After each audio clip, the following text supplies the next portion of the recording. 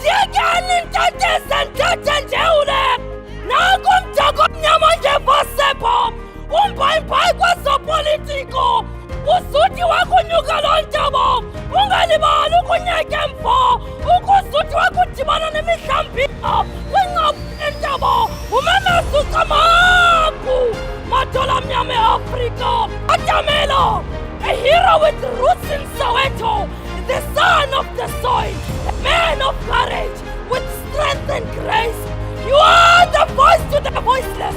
An eye to the blind. And a shoulder to the disabled. President of this country can talk to whoever he so feels he wants to talk to.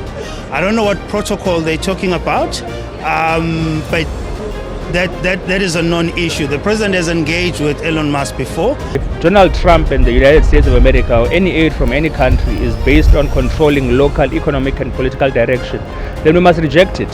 So we're not up for auction as South Africa. I mean, if you're ambushed, what do you do?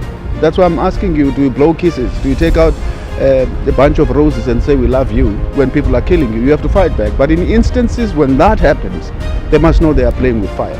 South Africa's defense force has been dilapidated. This Ramaphosa administration has destroyed it. So even if you wanted to stay there, all you're asking for is to go and die there. South Africa is the president and host of the G20 this year. And we need to have the United States on board. Minister of Electricity is also assisting us, especially on the renewable energy within that part. Well, first we have accepted that the structural constraint to the growth of the South African economy, twofold, the energy deficit and the logistics side. And we've been able to articulate our plan on the energy side, and you can see, I mean, the trend line is positive. People who are basically building the foundation of this country are people who are doing it with tools. And so, but we've fashioned careers and all of that around people who wear suits and stuff. The point is that we must be transparent. So I think we are not going to mask any challenges.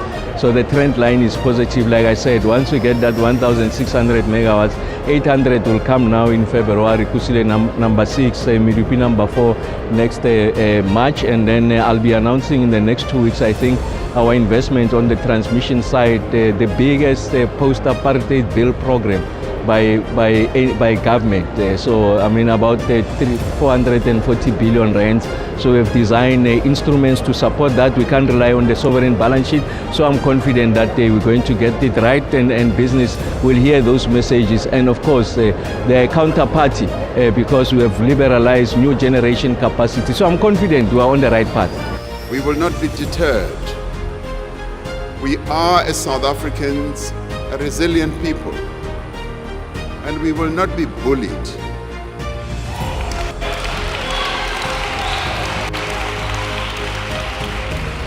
We will stand together as a united nation, and we will speak with one voice in defense of our national interests, our sovereignty, and our constitutional democracy.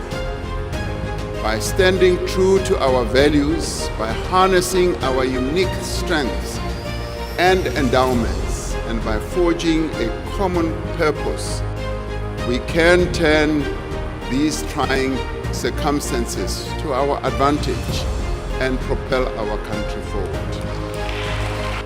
South Africans are continuing to work together to confront our country's challenges and build a nation that works for all. Working together with business, labor, and other social partners, we must now finish the work that we started. Over the coming year, we will initiate a second wave of reform to unleash more rapid and inclusive growth. Our immediate focus is to enable Eskom, Transnet, and other state-owned enterprises that are vital to our economy to function optimally. We are repositioning these entities to provide world-class infrastructure while enabling competition in operations, whether in electricity generation, freight, rail, or port terminals. We remain on a very positive trajectory, whether people like it or not. We now need to put the risk of load shedding behind us once and for all. And the Minister of Electricity will speak about it in about 2 weeks or so when he presents to Parliament. We need to put that once and for all behind us by completing the reform of our energy system to ensure long-term energy security.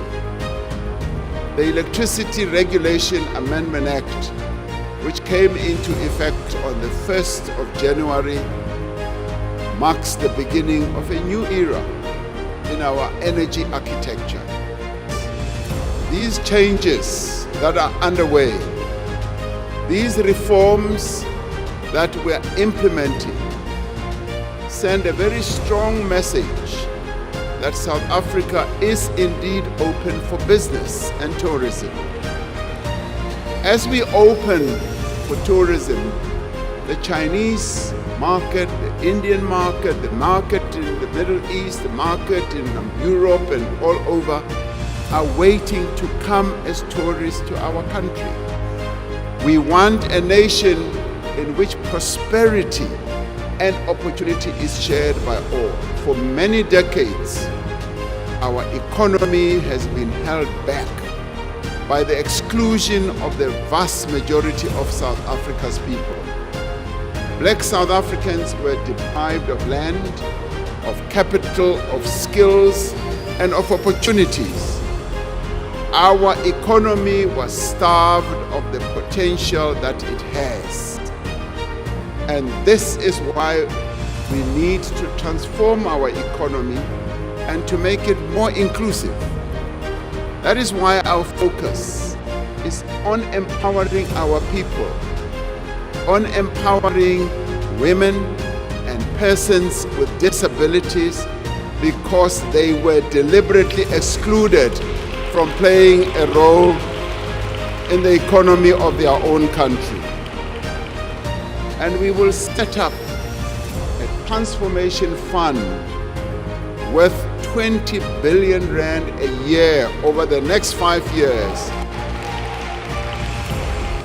to fund Black-owned and small business enterprises. We will fast-track the regulations of the Public Procurement Act to ensure that businesses that are owned by women, by young people, and persons with disabilities receive equitable opportunities in government contracts.